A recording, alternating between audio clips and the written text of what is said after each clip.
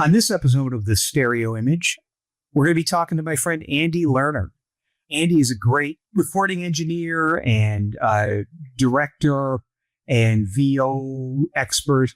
I first met Andy probably 40 years ago when we were both working at Soundtrack Recording Studios in Boston and in New York. We did a few things together, wound up winning some sort of advertising award for one of the projects we were on. I've known Andy for a long, long time, and he's a fascinating guy. He's also an incredible award-winning wildlife photographer and just a great guy. And as a guy that's around music all the time, and it was his business to be around music, I was really interested to hear what he had to say about the kind of stuff that he grew up listening to and what he likes. He's good friends with Penn, and we reconnected about 20 years ago. He's really an interesting guy. I think we get into some crazy stuff. So this is Andy Lerner on The Stereo Image. So thanks, Andy, for coming on today. And Hi. Looking forward to talking to you about everything in your life.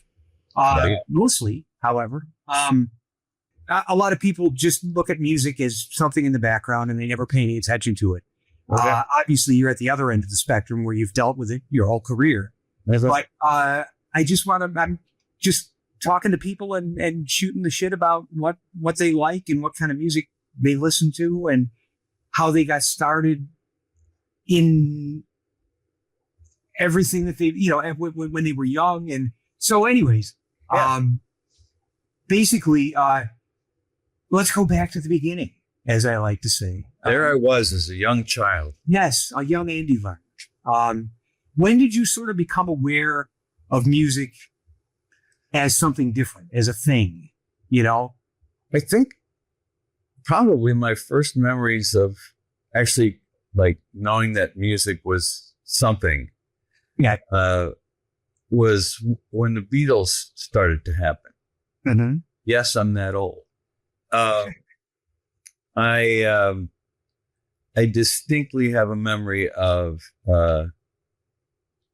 dancing or trying to dance to I Want to Hold Your Hand with my mom. Uh-huh. Mm-hmm.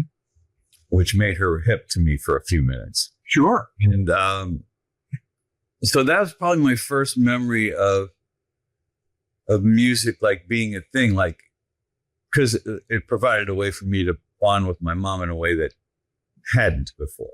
Sure. And I mean, I'm assuming your mom and dad were probably born in the 20s, like my mom and dad were.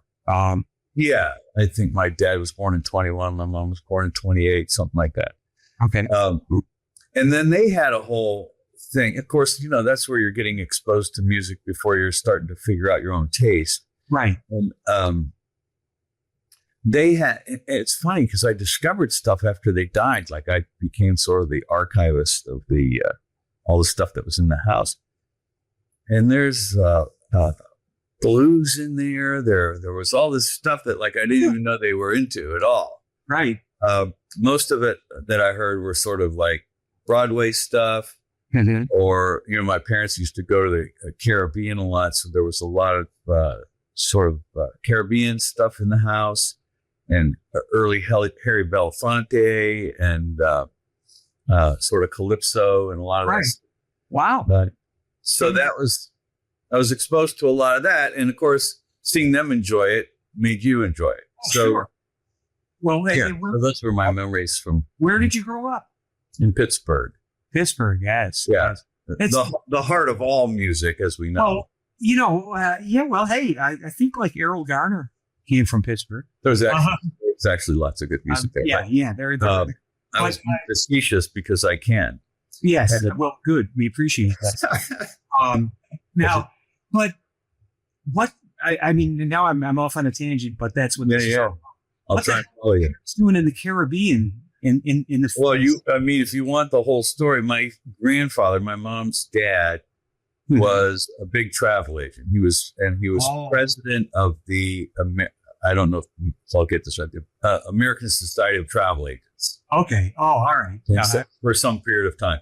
So he was getting comped at everywhere in the, because all these travel places, like cruise ships and stuff were trying to get his ass. and so my mom was on cruise ships. I mean, I have pictures of her that like 2 or 3 years old on a cruise ship somewhere. It's young for her to be on a cruise ship. Yes. Uh-huh. I thought so too. Yeah. But at any rate, so her whole life was like, and this is when Cuba was open. Right. And so there was a lot of trips to Havana and Cuba and the Caribbean. And so, as soon as we were old enough, because like, I think that period of time, it's funny because I've really never put these pieces together, but that period of time when I had 2 brothers and we were young, raising us, not conducive to going on cruises. But when we got a little bit older, they would either take us or go on their own and get us babysitters and do stuff. They did their honeymoon was a cruise to the Bahamas and Nassau and stuff like that. Well, that makes sense. So so they were really into it for a long time, and I think if they had their way, they probably would have lived on a cruise ship somewhere. Wow. Well, a cruise ship or Pittsburgh, it's a tough. I see no difference. I see no. That's right. A steel city. That's right. Or a Caribbean cruise. Right. Yeah. So let's flash forward to your elementary school years and what were you listening? Like I say, I think like my first. I probably sang a little bit in those choruses that they do for Christmas or something like that for the schools. But really, my first memories of like music that I could call something that I was into would probably be the Beatles. So what is that? I was 10 when they came, and right, 65, 64, something like that. Right. So. Again, yes, I'm that old. So that was the first inkling of like, oh, this is cool, and I kind of got a kick out of the fact that my parents made an attempt to like, be hip, even though I don't think for a minute that they really cared about that music. Yeah. It's funny because I can flash forward to like this, whenever the Devo album came out, or one of those albums where they did a cover of Secret Agent Man. Oh yeah. And my old man walked in, to the room and he started singing it. And I'm like, what the hell does my father know Secret Agent from? What I mean? You have that idea too. And I had certainly through my teen years, I thought they were as square as can be, Right. And of course, now you listen to Harry Belafonte or something, and you're like, "Good God, that stuff was amazing." And they were into. I mean, they weren't wrong. Right. And they also, but the fact that you're finding blues records and stuff. I found Blind Willie McTell and all this stuff in there. I'm like, I never heard. I don't remember them playing it. Right. They waited for you to go to bed. And then I talked to my cousin. That's right. Then I talked to my cousin, and he was like, my dad's brother's son, he's like, yeah, I found a bunch of that stuff too. He was like my dad and his brother apparently were into some shit that they never fucking let on to. I am curious why, because if he hipped me to that stuff early on, it would have changed a lot of stuff. Would have changed a lot, yeah. Yeah. So, it's interesting that and maybe it wasn't that important to him. It was just part of his collection, and he had a lot of shit. But a lot of that stuff, Yeah, I mean, he was also into Yiddish music, which I'm glad he didn't share until he was older. But I was older. No, but that's good. You get the klezmer background with the blues. Yeah, it wasn't even. There's I guess his father was performed in Yiddish theater before he was really? Shit. Wow. In New York, so he got a taste of that when he was growing up. So. Well, I know a lot of my musical taste when I was young came from the player pianos we had in my house and my records. And, I remember when the Oscar Peterson, the MPS stuff, which was an era after Oscar was with Verve Records, and then he went to did all these things in Germany for the MPS label. And I remember when one came out, it was like a big event for my dad and his friends to come over and listen to this record. And, and he was playing it for me, and it was like, well, what was it doing for you though? It's probably blowing your head off, right? Oh yeah. I started way, way early. And, I've told this before on podcasts to people, but it's still funny.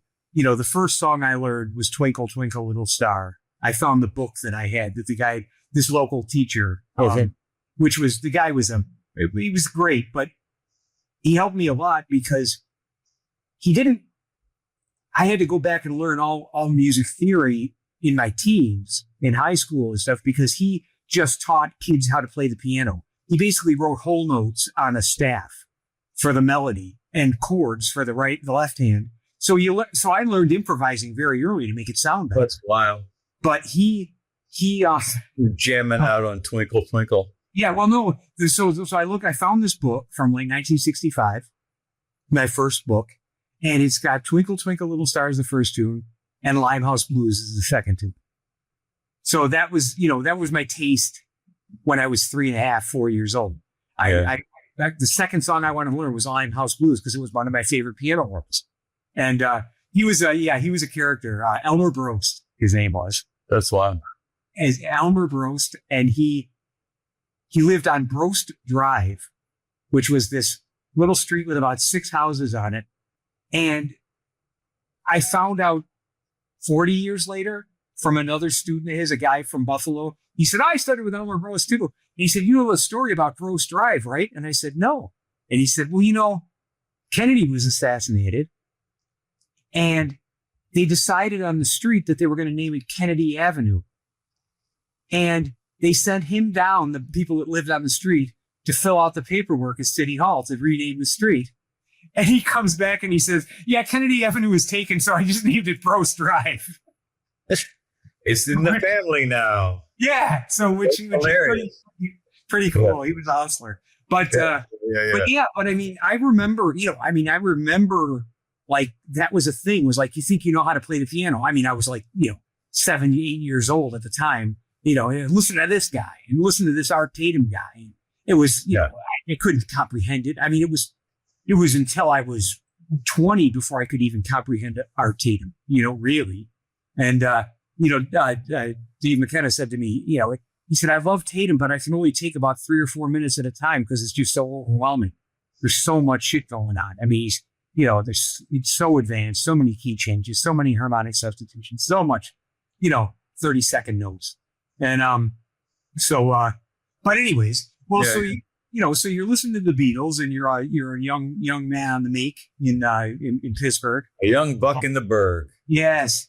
And you get into high school, did you have any music? Did you take? Well, I did. I actually, even before high school, I think there was, I'm remembering now, because I mean, as you know, I didn't really think about too much of this before we got on, but sure.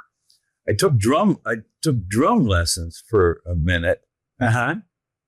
On the drum pads. Right. I must have been in grade school still for that, right? And I don't really know when it was. It certainly wasn't high school. But that didn't go well. I don't think my parents liked the noise in the house. Uh-huh. I enjoyed it though. But that was ended up being a phase. And then, then I get in high school and started finding out about bands and stuff like that. Mm-hmm. And my taste is kind of all over the map, even still. Right. But primarily it was like, rock and roll. Yeah. But that's a big category. Huge. So, I mean, it went from Black Sabbath to Mountain to Crosby, Stills, and Nash. Right. And a lot of that, I mean, looking back on that era, a lot of it was FM radio playing, playing Styx, and then following that up with Inagata Devita. You know what I mean? Right. Everything. But even before that, I'm remembering now. Even before that, I talked my parents into getting me a guitar and getting guitar lessons, acoustic. Nah. And that was all, the folk movement stuff. Right. Puff the Magic Dragon, a little bit of Dylan, all that stuff. I still play a little bit, but did you get to use the Mel Bay method? I did a little Mel Bay, and there was a guy, I don't know who he was now. God, who knows? I was probably 12, 13, something like that. And I took a few lessons. And by the way, just as an aside, it's not too late to pick up the drums. Yes. And practice in your apartment. In this apartment, I think that's exactly what's needed. I think so. I don't even think I need to buy anything but sticks because I can play on the walls. Oh, okay. So you get a guitar and you take some guitar lessons, and yeah. So I mean, so I had a little bit of, it's basic first position chord stuff, and really simple chord progression crap. And so I knew about that, and I've always sort of had a fondness for that, just because that's where I started. Not that I listen to that stuff anymore, but it's sort of in my heart a little bit, I guess. Yeah. But then it was like, I mean, in high school, I went to see everybody from, I think the first concert I went to was Sly and the Family Stone. Wow. Yeah. And I mean, but I had seen Black Sabbath, and I think Lynyrd Skynyrd was the warm-up band. I mean, I was going to these gigs, and I really liked a lot of soul and funk and R&B. Right. I mean, I love the Temptations. I still love them. Right. And I loved watching the choreography. It was all that stuff was amazing to me. Mm-hmm. And James Brown, I was listening to for reasons I can't explain to this day in high school. And my high school integrated at some point, maybe my first year there, but we didn't have a big African American population in our high school. Mm-hmm. Another town was incorporated into our school district, so they had a large African American population from there that came in, but proportionally to our school wasn't very big. So it was, I don't even know if it was their influence. It was just like hearing it and digging it. Right. Yeah. So, but all that stuff. I mean, I was listening to everything. I mean, I remember taking my high school girlfriend to see Chuck Berry. And, wow. And I love the way they put those bills together back then, too. Oh, yeah. Loggins and Messina was the warm-up. Yeah. And, and you don't really think when you're that age, you're like, fine, okay. Yeah. It didn't even click like, wait a minute, this doesn't, paper, this doesn't make any sense at all. But I love that about those. Well, again, it was kind of the like I said, even AM radio. You would have, there was a station KBW, I think whatever, it's the station in Buffalo, and there'd be Golden Earring with their 7-minute version of Radar Love, followed by Olivia Newton-John. I mean, or You Light Up My Life by Debbie Boone, That's right. It was just hit based as opposed to genre based. Exactly. Yeah. Whatever was selling, a whole lot of love by Zeppelin, and then Neil Young but then you had the emergence of those sort of independent FM stations. Right. You and I know WBCN in Boston pretty well. Sure. So back there. But they've started popping up. I'm trying to remember the name of the one that was in Pittsburgh. And then that was the place you gravitated towards because they were playing a little bit the more rebellious, sort of hippie-ish, Yeah. The 97 anti-government songs and Yeah. protest stuff and really good stuff. There was a lot of really good stuff in there. And that's how you start getting turned on to bands you've never heard of. At least I remember, aside from your friends bringing over records, because records were sort of the thing. Right. Because I remember going to my friend's basement and smoking weed and listening to records. And you're passing the records around so you can read the liner notes and the liner notes and who's in the band and that guy was in this other band before and Lost Art, because that was it was a big thing. Yeah, I mean, it wasn't a formal listening party, but there was 5 of us there going, oh my god, I can't believe that guy's playing guitar on this. Yeah, you go over to your friend's basements. I mean, it was the same thing. Yeah. And it was like, and you get to the part of, now we're going to listen to some stuff, and it was just on in the background. That's and everybody's checking everything out. And, I mean, with me, I knew, kids that were musical too. So everybody had like a guitar and a bass in their basement. And that's right. And had a drum kit too. And just jamming, trying to play along, trying to figure out how that song. I to this day wonder how that missed me, because a few of us played that, did that kind of guitar playing that I just mentioned, Puff the Magic Dragon and those basic stuff. And a couple of the guys went further than that, but we never ended up getting in a room and saying, hey, I wonder if we got together and you could play this and I could play that. That said, there's a good handful of guys I grew up with that started bands after I left Pittsburgh and were quite good. Right. One guy, I remember, he's really good now. And he had a really good band there now. I don't think he's still in Pittsburgh, but like I remember showing him a couple of here's a G, Right. Sure. Yeah. And then, not that I taught him how to play guitar and I'm the foundation of his musical understanding, but I remember that basic stuff happening around us.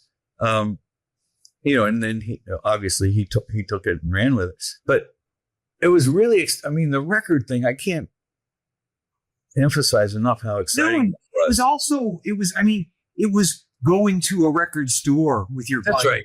And stand there for hours, just check shit out and looking at record covers. It was also, speaking of hours, we would play the same album over and over and over and over again. Oh, yeah. We'd spend a whole night listening to the same record 7 times. Right. Till it was just burning your skull. Yeah. So you knew the third track on side 2. That's right. And let's play that again because that guitar part's so awesome, or whatever it is. Yeah. Or we want to follow the lyrics this time, or whatever. Right. Rich, we're on the record. We're on the record. Yeah, printed on the record. I know it was an amazing. All lost. Yeah, I can get very nostalgic about it because it really was a wonderful time. Yeah, and a great part of my high school experience was that, and also the Cheech and Chong records. It wasn't just music. Oh yeah. All kinds of cultural stuff that was happening. And we were listening to Bill Cosby. We were listening to Chong. We were, all the comedy stuff was real important to us too. Man, that was fun. I mean, how many times you listen to Cheech and Chong albums and smoking weed like an idiot. You're just like, oh man, and we had a blast. But that whole, you can sit here and say, you sound like an old man, what happened in our day, but it really was wonderful. It's not even something that. It's like 2 or 3 generations removed at this point. But boy, I'd love to see liner notes come back. You barely even know who you're listening to now. And that's a shame. It drives me crazy. I was skimming through Apple Music, looking very, and I saw this Ben Patterson record, and I wonder who's playing guitar on that. No way of knowing. No. So then you Google. You have to call Ben Patterson. Hopefully his phone number's there. Yeah, exactly. Hey Ben, who is that you have on guitar? Yeah, it's really it's sad. And my buddy Neil Tesser in Chicago, who is the reason I have the gig with Penn and Teller, because he wrote the liner notes on an Oscar Peterson reissue and talked about me and Mike Close. Being the protege of Oscar and everything. Yeah. And Mike Close bought the CD and read the liner notes and then came brought Penn to see it. Yeah. So, but that was for years. That's how Neil made a lot of his income, was writing liner notes, and it's gone now, it's, and write liner notes for one of my, radio commercial demo CDs back in the day. Yeah. Well, I had Penn write liner notes for the record that he saw me record before I knew him. Yeah. I mean, he's written them for Dylan. He can write them for you, right? Yeah, exactly. And but that whole, and didn't they used to, and you know more about this than me, but didn't they used to give Grammys for liner notes and artwork and Yep. And as a matter of fact, Neil Tesler has a Grammy for his liner notes for a Coltrane set. I wonder if they still do. Do they still do that? Because it's lost art. I mean, the only what's happening now is liner notes are usually really long form in a booklet that comes with a special edition. Right. Well, it has to be a special kind of thing. Yeah. But like your average pop or rock band, it's like maybe here's who played on the instruments, and you're on your own. And a lot of stuff now, and we jumped my whole lifetime, but here we are. A lot of stuff now, I don't buy whole albums all the time. I'll hear a song on the radio and go, oh, I want that. And I'll go get it. And it's, and that you're buying an MP3 or whatever it is, MP4 off of Apple. And all you know is the name of this artist that you heard on, Right. You don't know who the hell you're listening to. And then you find out later, if you can, like you say, it's so difficult. Oh, Christ, no wonder I like that. That's fucking Steve Gadd playing drums, or something like that. Right. No, I spend so much of my time Googling everything, who's on this record, Right. And I mean, and the other thing is liner notes used to do, and now we're lamenting liner notes. Yeah. If I'm in a store, if I was in Record Theater or Cabbages in Buffalo, and I see this band called The Police or something, and I don't know anything about them, and I look at the liner notes on the back, and it tells me that maybe I might like them. So I buy it, That's right. That's right. And especially with jazz albums, you get John Hammond writing about, somebody, sure. or Leonard Feather saying, this record should be owned by everyone, stuff like that. Exactly. It's all gone. Exactly. Yeah. No, it's, and a lot during the 70s and 80s, sort of like when I was really like, oh my God, he's got a new album. Like I don't have that experience really anymore, but no. You'd find out like, oh, that band that they had on the last tour broke up, and there's all the guys, and you would be into all that. I was like, oh, I mean, right. Follow Jeff Beck for a minute. Right. And you've got like half of British rock and roll history. Yes. You know what I mean? It's everybody. Same with Rod Stewart. Rod Stewart was singing in all the bands that Jeff Beck was playing on before we even knew who Rod Stewart was. It's true. And I mean, and also the thing is like the I was a huge Zeppelin fan and a huge me too. fan. So of course, wait a minute, Jimmy Page is finally making a new record with this band called The Firm. And Paul Rogers is singing, and he was from Bad Company. You rush out and get it. That's right. It's they're all maestros in their own way, and you could follow them individually, but every time every time Jeff Beck was in a new band, I was on alert. Sure. And also, it seems. I mean, again, just because of our age. And not being plugged into what's been happening all the time. No, but speak for yourself, young man. Yeah, exactly. You're a youngster. It seems like arena rock. I mean, that's all gone. The idea of touring. Yeah. I mean, touring rock bands are the fucking Rolling Stones are in their. They're in their 80s. Well, who are those? Springsteen does it. Yep. But you got Springsteen, the Stones. But you get like fucking, and I don't know how to define her music because it seems to change. I think she started as a country artist. Oh, yeah. She can do that, and she could stay. Yeah, but I mean, the idea of four guys playing rock and roll that developed by, Right. at a band like AC/DC. Oh, yeah. But the thing is, you see the Stones and you see Springsteen and you see AC/DC touring this summer with one original member, you know what I mean, or whoever. And you think, these guys were doing this 50 years ago and no one's come to replace them. I mean, there was U2 and there was, but nowadays, the last 20 years, I haven't seen. But what is that? I think there's more about how hard it is to get a band off the ground these days. Yeah. Because the marketing thing is so different now. Yeah. You're not necessarily going to, first of all, radio is, podcasts have all but replaced a lot of it. And radio is very different. So you really have to be devoted to radio listening and have a station that does introduce you to new shit. Now that stuff's gone.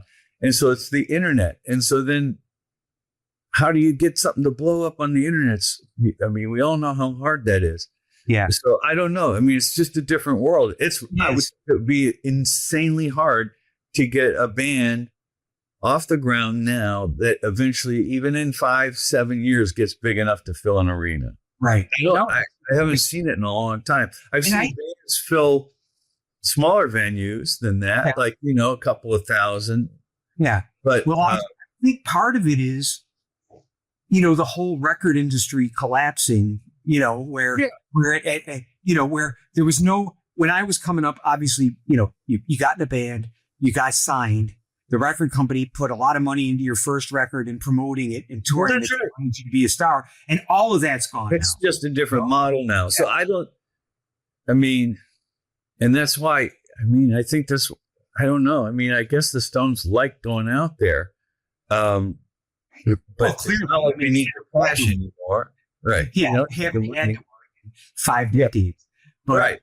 So, I think that they're enticed to come out. Because like Live Nation or somebody needs an act like that to still fill the stadiums or whatever it is. And also I've discovered as I've gotten older and been around people that have gotten older that it becomes such a part of their life, touring and being in front of people. Oh, yeah. Because being home's the weird part. Yeah. Yeah. I mean, I saw Oscar Peterson post-stroke on one of the cruises. And of course, he was nowhere near the Oscar Peterson that he once was. Sure. But everybody in that room just wanted to see him and thank him for 50 years of the greatest piano playing. Right. And he thrived on that. It probably kept him alive another 10 years, know? And so I understand. Well, I can't imagine, somebody like the Stones. I think that's probably true of them. And Springsteen doesn't need to do this. He doesn't. Oh, really not. I don't really know who else is there. Ronnie Wade does it, but she doesn't go to, her venues are smaller than that, but she's still killing it. Well, but Dylan's not playing stadiums either. No, I saw him with the Pantages here a couple of years ago. Full house. Sure. He'll kill those, 6,000-7,000 seat theaters. Right. But he's not going to go to this, he's not going to do, a football stadium or anything. No. And his music's not conducive to that. I saw him back when I was still in Boston. I guess it was in the 90s. And at the Boston Garden or TD Garden or whatever it is called this week. And he filled that. And that's a pretty good hall. What is that? 12,000, 15,000 people, right? Yeah. But I think any bigger than that is I don't know that I'd want to see him in a bigger. Well, no, because it's not. You'd lose it. But I just think my point was it doesn't seem like in the last 20 years there has been a band that we're going to say 50 years from now. Well, we'll be dead, but 50 years from now they're going to be saying, man, I saw them and they're still touring. By the way, I'm freezing my head, so you'll be dead, but my head will be in a freezer. Oh, okay. All right. Yeah. Next to Disney. Yeah. So, next to Ted Williams. So, but I'm trying to think of them. There's some bands that do well. There's like Tool, and bands like that. I mean, and they're good. Yeah. I mean, they're good enough to do well, but I think the definition of doing well now is different than what it used to be. Much. Yeah. Well, anyways, okay. Enough of our foray. Now I think we need to tell the world how we feel about this. Exactly. Well, we certainly haven't held back yet. Now, maybe I'm going to name the podcast "We Have Opinions." That's right. Anyhow, it's called "Get Off My Lawn." So where'd you go to college? What happened there? Ohio. Well, here's where it gets interesting. Okay, finally. A lot of great music, in college. I wasn't going to say Ohio, but I don't know if Ohio had as much to do with it as college did. Mm-hmm. And I started getting exposed to a lot of different stuff. And I was working at the college radio station there, and I was a recording engineer, and I would train DJs, and I would go out on the field and mix live broadcasts. Well, wait, now hold on one second. How did you get into that? What brought you to? Okay, well, I thought I was going to be an art teacher or an artist or something. That didn't seem quite as profitable as perhaps. That's where the real money is. Yeah. So I decided I wanted to be a recording engineer. Okay. They had a good program at the school I went to in Ohio, Ohio University. And so I took a couple of, not engineering classes, but related stuff. I took to it. This just started to appeal to me more. And so, I think I was still engineering when you met me back 104 years ago. So I gravitated towards it, started majoring in, it was communications, but it was audio engineering. And I got a job, very lucky, because it was one of the only actually paying jobs at the college station. But it was a real station. It wasn't there were two stations. There was an all-campus network, and then there was a real NPR station there, that 50,000 watt FM station, which was great. And the college is Ohio University is in Appalachia. Some of the music shows they had there were, bluegrass and country. Mm-hmm. And so I got really interested in it, and I still like a lot of it. If you pulled my phone out right now, there's a good chunk of bluegrass on there. Right. Mm-hmm. And so I was mixing live bluegrass shows for the television station and the radio station, and starting to learn who was who in bluegrass, because we'd get some really important acts through there in that genre. And there's also good folk and folk country. I don't know if you remember Jonathan Edwards. Oh, sure. I guess he had roots there, or right before I got there. Look him up if you haven't heard about him. And Jonathan Edwards was there a lot. So I was in college. I was getting exposed to a lot of different things, and of course, the kids you meet when you're in college all come from somewhere else, and not all of them listen to the same thing. You gravitate towards the guys who have things in common with you. But that's the first time I heard of Springsteen. And then I worked security at one of his concerts there, and which was kind of funny.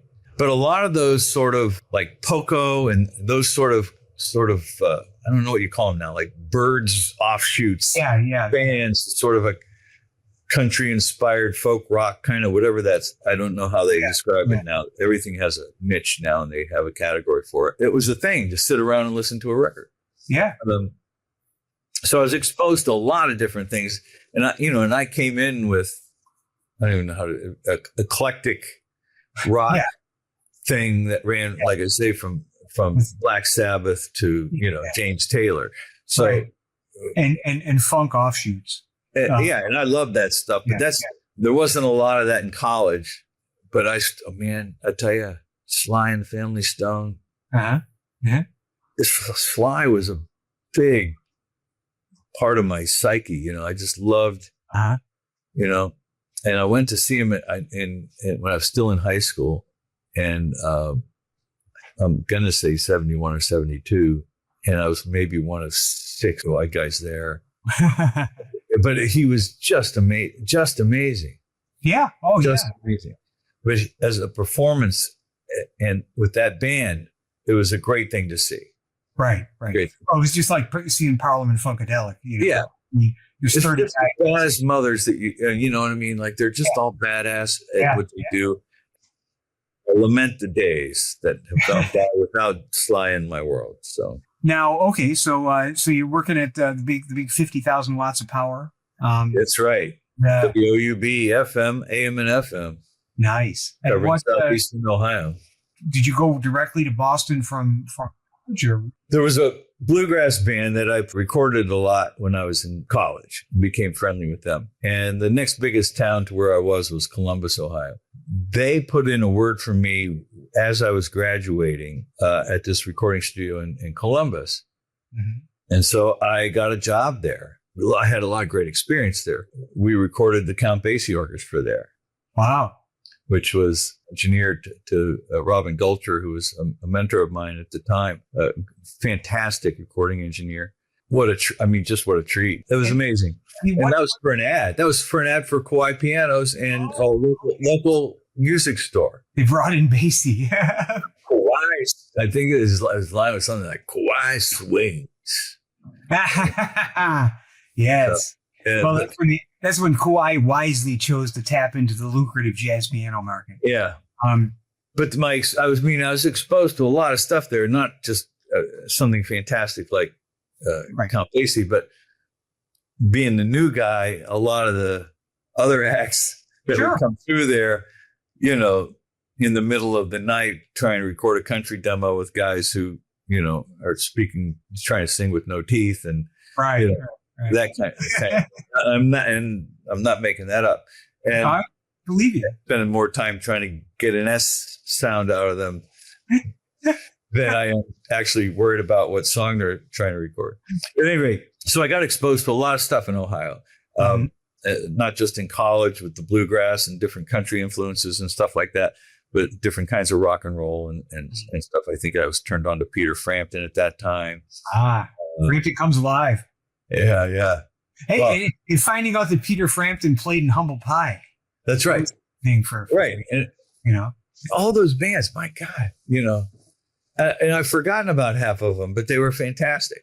Yeah. And so, I worked at Peter Frampton Concert College too. I'm more interested in what happened. You fluffed off your Bruce Springsteen security guard story. I worked at the college concert committee or whatever they called it, you know, so they would assign you different jobs. I mean, I was just a skinny little hippie, so, you know, security was hilarious. But, you know, I'd stand in front of the stage and make sure no one came up on stage because, I mean, as you can see, I'm pretty tough. You're a formidable presence that they wouldn't want to screw with if they wanted to deal with Bruce. But you know, his early, I guess it was Born to Run album that he was touring with, and I was me and a couple of guys I knew standing in front of the stage and stuff like that. I didn't have much interaction with him, but he doesn't call often now. No, I gave him Matt Donnelly's phone number. Oh, good. These are the kinds of shows that I saw. This one, I actually, James Taylor, Richie Havens, Leo Cockey, Jesse Colin Young, Earl Scruggs Review, Brewer and Shipley, and Pure Prairie League. So, you know, those are the kind of, you know, that was a, you know, weekend of festival kind of thing. So you're getting exposed to, I never listened to any of that before. I mean, obviously James Taylor, before college, I didn't know who any of those people were. And then I ended up actually working with Earl Scruggs later on one of those TV shows or radio shows that I recorded. So, and I did some live mixing for Pure Prairie League after college. So, so you're in Columbus and making the big bucks. Oh, making all the dollars. Yes. What happened after that? Where'd you go? How did it get? Well, and so what happened was I gravitated towards making commercials as opposed to staying up all night with these bands. Power pickers. Yeah. And became pretty proficient at that. And so my idea was, at the time, my foolish young self, was eventually to get to New York and be a jingle producer / engineer. Mm-hmm. High aspirations. you can see where that career would have gone had I pursued it. Yes. Because of all of the massive amount of jingles that are on the air now. So Boston seemed like a logical step in that progression to get to New York. And that's what I was offered at the time. Probably because I was too scared to jump right into New York at the time. I think I was like 22 or 3.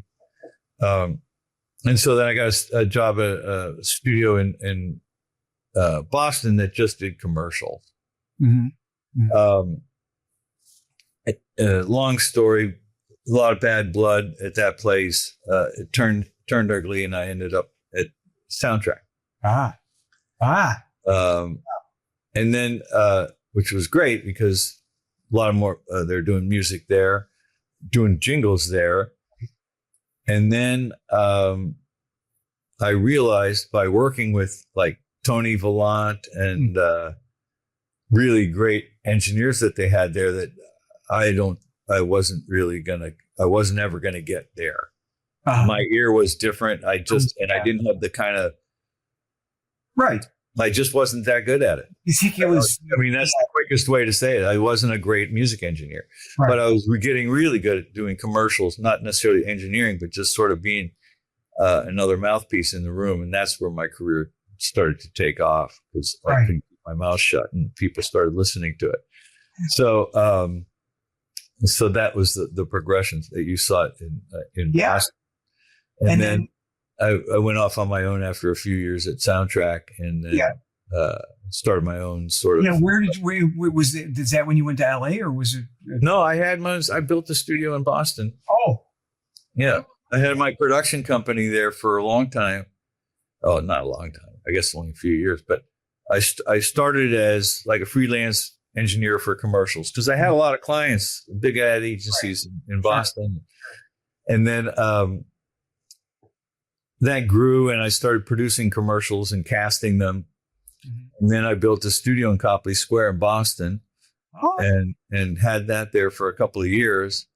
And then it started to grow and I was getting more work from outside of Boston. I mean, things were going quite well. It was sort of a time I wish would come back. And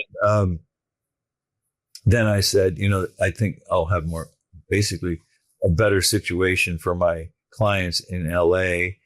And LA was always appealing to me just, for the weather and the traffic. Everything in the traffic. Yeah, I wanted to be. Oddly enough, Boston traffic wasn't bad enough for me.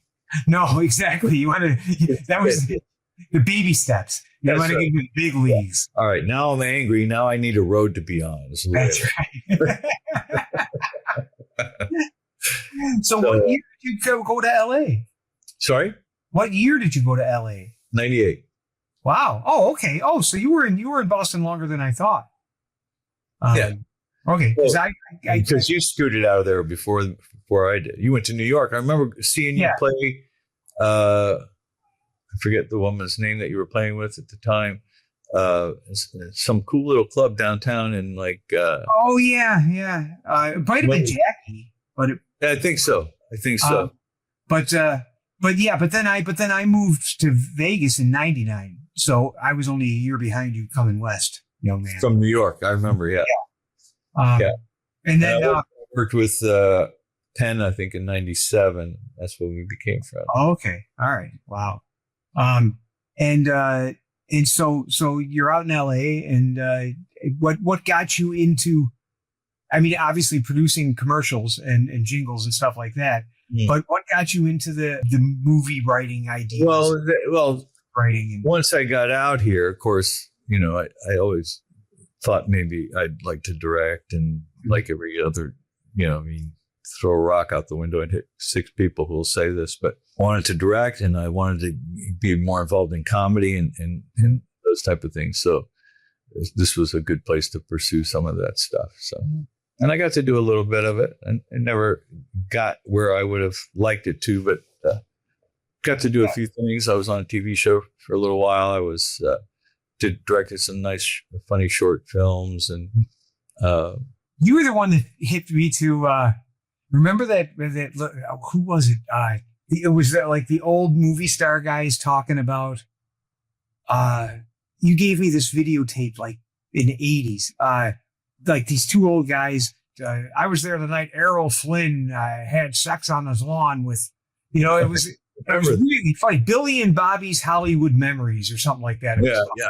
And it was just a gag thing that was really. Yeah. I thought, man, Andy Lerner's hip. He knows the shit. Well, yeah. I don't recall that specific one, but and so the other thing, I mean, the whole thing about being in LA is about being close to other creative people. Right. So, so I'm fortunate that, I'm friends with actors, I'm friends with directors, musicians, and all that stuff, which, and I was out with a friend of mine who's a true hyphenate. He's multi-instrumentalist. He's an actor. He was an actor as a child. And we were talking and sort of acknowledged that it's what keeps both of us alive, is being around people like that. Right. And the traffic. I can't really talk to people who don't live for traffic. I don't get them. Yeah, I know. Yeah. Nothing like that. So yeah. The only reason I'm really talking to you is because I know what traffic is, at least from living in Boston. So sure, Boston. No, expressway. Yeah, no, but it really is sort of, you want to be around that kind of. Yeah. Yes, I mean it's where there's stuff happening everywhere and people are doing stuff, and you're having lunch with a guy who's trying to write something interesting, or you're hanging out with a musician who's going to perform his next batch of work the next week or whatever it is. And I like supporting those friends by showing up for that stuff. Right. And I enjoy the stories that come along with that. Right. The stories of being around creative people are always interesting and fantastic to me. Yeah, it's different. I mean, coming from New York and Boston to Vegas was a big culture shock for me. But again, wouldn't it be for anyone? I mean, I think Vegas is kind of unique. I don't know that it's like anything. It isn't. I mean, there's unlike anything you've ever seen. It's not. But it's no, it's really a strange. I've surrounded myself over the past 25 years and being involved with Penn and Teller. Oh yeah, I get a lot of that you get in LA from a small group, but there's not a scene like there is in LA. It's so funny because my friends here, I'll come to Vegas to hang for a couple of days with you or Penn or both, or see the show and hang out. People are like, Vegas. When you go to Vegas, I go, I enjoy the circus that is, most of this is centered around Penn and Teller, and it always has been. It's like going to the Magic Castle here. It's just like people who are thinking differently about almost everything. Yeah. And and there's a lot of nuts, which I enjoy. Right. I always like to talk about the first time I met Penn. I came there and like I say, I think it was 97 to do a batch of commercials. Mm-hmm. And we hit it off.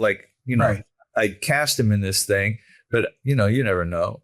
Right. Sure. It's part of why I showed up instead of doing it remotely. It's like, let's see how this goes.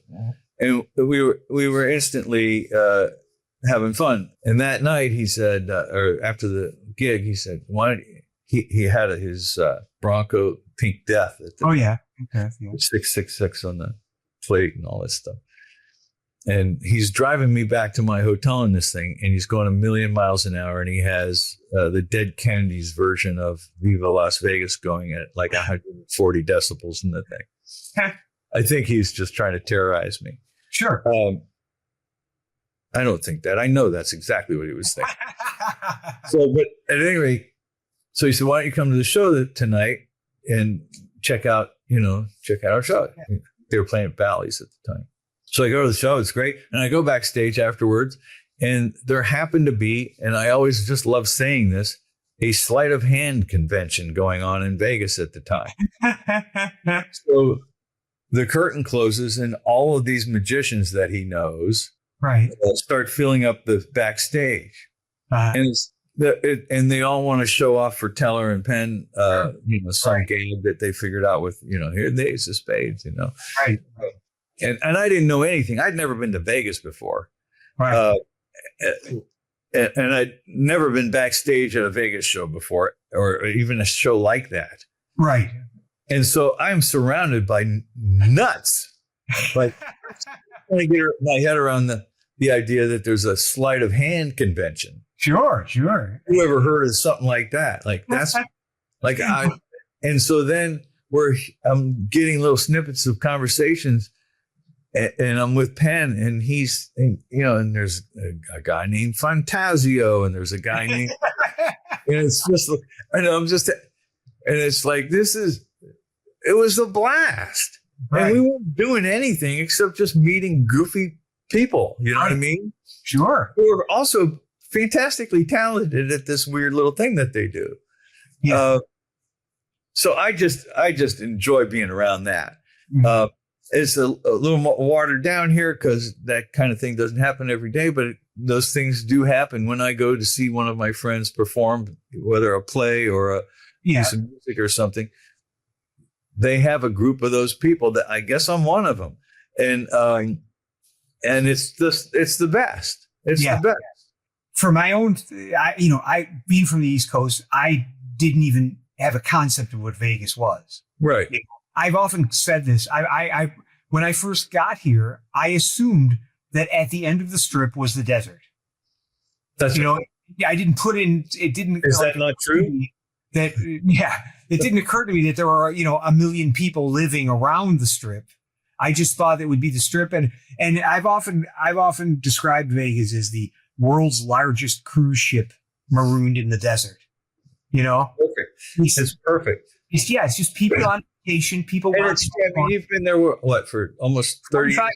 Yeah, 26 years. Yeah, and you know how much it's changed since then. Oh yeah, it's. And I think maybe not always for the best, because no, not at all for the best. I mean, it used to be much more fun and best. Well, and also the convenience. I mean, when I came here, you could get anywhere in town in 20 minutes from one side to the other. Now it's a chore. And now it's a nightmare. Well, wait till they drop that baseball park in the middle. Oh, I know. We're a perfect location. But I tell our friend Jen all the time. She gets sick of hearing me. I say, when I came out to Penn's, you came down a 2-lane road, and after the third hump in the road is when you turned right onto Wigwam. Yeah. His old place, the Slammer. Yeah. And now it's an 8-lane highway to get there. But the other thing that I liked, and knowing Penn obviously was a big part of this, was getting hip to acts I would never have seen. Right. That playing in Vegas. Yep. And he would say, which was great, because it was never about like, why aren't you seeing our show? It was like, have you seen such stuff? Tom Jones is in town, and if you don't go, you're an idiot. Yeah. And he was absolutely correct. Right. Like stuff like that. And so the music scene there, like with some of these big acts, someone might call them nostalgia acts or whatever, they're still big showbiz acts, and they're still doing it right. And they're great. And sometimes I love going to see something like that when I'm in Vegas. Right. You talk about stadiums getting filled, but there's no great rooms where I mean, I'm not talking about the Sphere, which is sort of its own weird thing. But there are showrooms where you see these guys and you're just stunned how good they are. Right.